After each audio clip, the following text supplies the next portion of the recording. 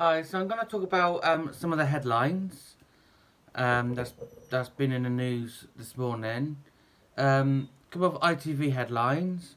A woman, 90, seriously ill after being attacked in bed. A defenceless 90-year-old woman is seriously ill in hospital after being subjected to a violent assault in her own bed. Iris Warner was discovered by her 60-year-old son. Um, Jeffrey at her home in Barmton Road, Brent, and was slipping in and out of consciousness. Police said Mrs. Warner told police she remembers being woken up in bed by a man standing over her and being struck in the face multiple times. Mr. Warner said we are shocked and appalled at the violence used against our mother Iris, better known as Annie to her friends and family, a defenceless 90-year-old woman. It has left us feeling stunned and sickened. Scotland Yard said Mrs. Warner's bedroom had been left in a messy manner, but the force has not yet established if anything was stolen. The attacker is believed to have the attack is believed to have happened at some point between Saturday, June 2nd and Monday, the 4th of June. Detective Inspector Sai Hazain said this was a horrific attack carried out on a very vulnerable woman in her own home and must have been absolutely terrifying for her. She has various medical complications on top of the injuries sustained in the assault that are likely to keep her in hospital for a very long time. Anyone with information is asked to call police on 077 47 476 161. That's 077 474 76161, or call Crime Stoppers anonymously on 0800 555 111. That's 0800 555 111. It's absolutely horrendous. First couple of days ago, the 100-year-old woman got mugged and died, and now this 90-year-old woman. The pictures I've seen was absolutely horrendous. She must have been absolutely terrified. I would hate to think what was going through her mind. And the next story, Micheal Mclntyre, the comedian, laughs off moped mugging in first show since the attack. Comedian Micheal Mclntyre has thanked his amazing supportive fans during his first show since being robbed by a gang of hammer-wielding thieves on mopeds. The funny man, 42, said it had been touch and go whether to take to the stage so soon after he was targeted on Monday whilst he waited to pick up his children from school.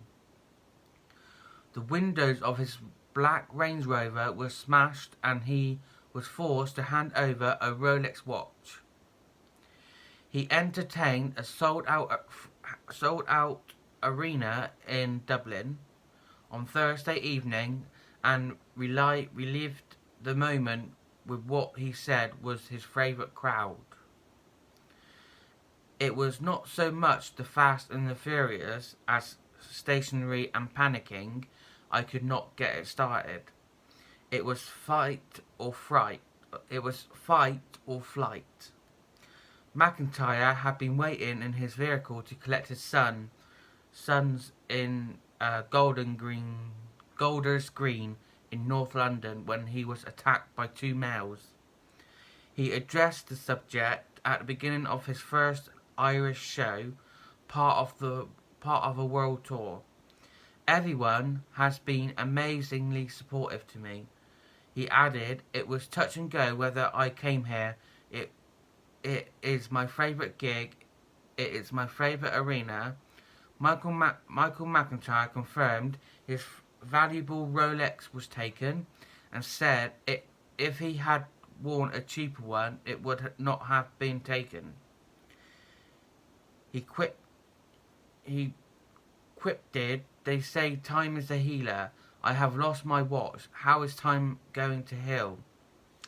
I have no idea what time it is." Mclntyre admitted it had not been a great week. He said, "I'm okay, we are okay. I could have done with you 9,000 Dubliners.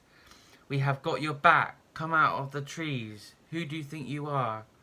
He reflected, "Unfortunately, I had to fend for myself, and that did not go well." Think the film Taken with Liam Neeson. Taken featured a retired CIA agent travelling across Europe and relying on his old skills to save his estranged daughter. Witnesses reported that Mclntyre tried to comfort his shaken son after the attack. One onlooker told the Daily Mail the guy at the front of the moped started to hit the driver's window about 10 to 15 times and it eventually just cracked. He opens the door and gets Micheal Mclntyre out of the car. Micheal fell, but he was still trying to put up a fight. "I just remember one of the bikers trying to get something. I don't know what the guy was trying to get, a wallet, a watch, maybe." The Met Police said they were called to North End Road just before 2 p.m. on Monday. It must have been horrific for his son. This is horrible. So this is about the Grenfell Tower fire. 3 charged with fraud. 3 men have been charged with fraud in connection with the Grenfell Tower fire. 8 men and 1 woman were arrested on Thursday in a series of dawn raids at the Metropolitan Police. The 3 men have been charged with fraud by false representation, and the 4th man has been charged with drug offences. They will all appear before magistrates later. The other 5 arrested people have been released under investigation. The charged men are, I can't pronounce the names, so I won't say them. But the headline, this headline is on BBC News. So one of them's 25 of no fixed adobe. He has been charged with possession with intent to supply Class A drugs, possession of Class A drugs, and possession of criminal property. One is 54 of Gorleston Street, Hammersmith, West London, has been charged with 2 counts of fraud by false representation. Another 54-year-old of Elizabeth Court, Victoria, has been charged with fraud by false representation. And a 20-year-old of Lots Road, Chelsea, West London, has been charged with fraud by false representation and obtaining leave by deception. I think it's horrendous. All these people trying to claim from this horrendous fire at Grenfell when they wasn't even in there. I feel sorry for the people that was in there, that died, that are homeless. You know, when I first saw the fire, obviously I live in Somerset, so I couldn't go there like helping that. But I was in bed, my telly was on, and all I could see was this orange on the screen. And then when I was looking at it, the news was on, and I just couldn't believe what I was seeing. But when I went and watched a show in London. Must have been a week after that, and me and my stepmom, we did go to the Grenfell tower and put some flowers down for them, and wrote a letter, a note on the where everyone else was doing it too. I just think it's so sad. Why do people have to lie? They know they're gonna get caught out, but hopefully they'll get what they deserve. So yeah, that's some of the headlines in today's news.